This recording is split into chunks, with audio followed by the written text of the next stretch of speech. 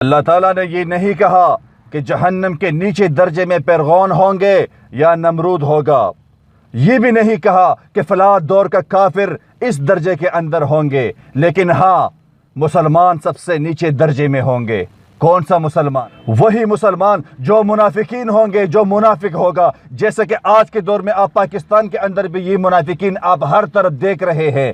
میرا مقصد، میرا اشارہ اس بات کی طرف ہے کہ پاکستان کے سمندری حدود میں جو تیل اور گیس کے لیے جو کام چل رہا تھا، جس پہ کئی ارب لگ چکے ہیں، لیکن اب آخر میں اس کا یہ نتیجہ نکلا کہ وہاں پر تیل نہیں نکلا۔ یہاں کے جو منافقین ہیں، مجھے سمجھ میں نہیں آ رہا کہ یہ لوگ اتنا خوش کیوں ہو رہے ہیں اس بات کے اوپر کہ وہاں پر تیل نہیں نکلا، یہ اتنا خوشی کیوں منا رہے ہیں؟ منافق کے اوپر لکھا ہوا تو نہیں ہوتا کہ یہ منافق ہے، لیکن ہاں منافقوں کی یہی نشانی ہے۔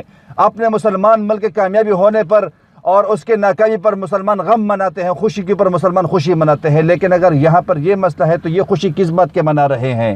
میں یہ نہیں کہتا کہ عمران خان کی حکومت کی پرفارمنس بہتر ہے، لیکن ہاں نواز شریف اور زرداری کی دور کی حکومت سے کہیں بہتر ہے۔ ہر پاکستانی یہ جانتا ہے کہ عمران خان چور نہیں ہے، عمران خان ملک کو لوٹنے نہیں آیا۔ ہاں یہ بات بھی ہے کہ جو وعدے عمران خان نے پہلے کیے الیکشن سے پہلے، آج اس طرح سے نہیں ہے۔ آج اگر عمران خان کی حکومت ناکام نظر آ رہی ہے تو میں سمجھتا ہوں کہ اس کی ذمہ دار بھی ہم پاکستانی خود ہے، کیونکہ اللہ تعالیٰ کا قول ہے کہ تم جیسے عوام بنو گے میں تم پر ایسا ہی حکمران مسلط کروں گا۔ ابھی ہم کسی ایماندار شخص کے حکومت کے قابل نہیں ہیں، ہماری اوقات نواز شریف اور زرداری جیسے حکمرانوں کی دور کی ہے۔ تیل کی دریافت سے لے کر اب تک آپ نے خود دیکھا کہ کئی منافقین ہمارے خلاف کھڑے تھے اور اسی انتظار میں تھے کہ کب ناکامی کی گھنٹی بجے گی۔ کیا یہ جو تیل نکالنے کا کام تھا، کیا یہ عمران خان اپنے مفاد کے لیے کر رہا تھا؟ کیا اپنے گھر کے لیے کر رہا تھا؟ تھوڑا خدا کے لیے سوچو۔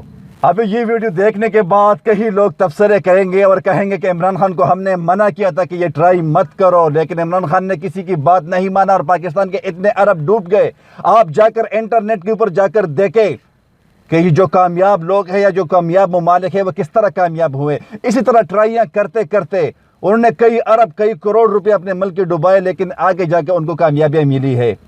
اسی طرح ہم بھی پاکستان کا کونا کونا چانیں گے تو ہمیں کامیابیاں ملیں گے۔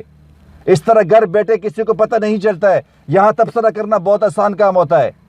آخری بات پاکستانی بھائیوں، میرے خیال ہے کہ ہم ابھی اس کے قابل نہیں ہیں کہ اللہ تعالیٰ ہمیں تیل جیسے نعمت سے نوازے، کیونکہ جب تک ہمارے بیچ میں یہ منافقین بیٹھے ہوئے ہیں تو تیل کیا ہمیں پانی بھی نہیں مل سکتا، جب تک یہ منافقین ہمارے درمیان ہے۔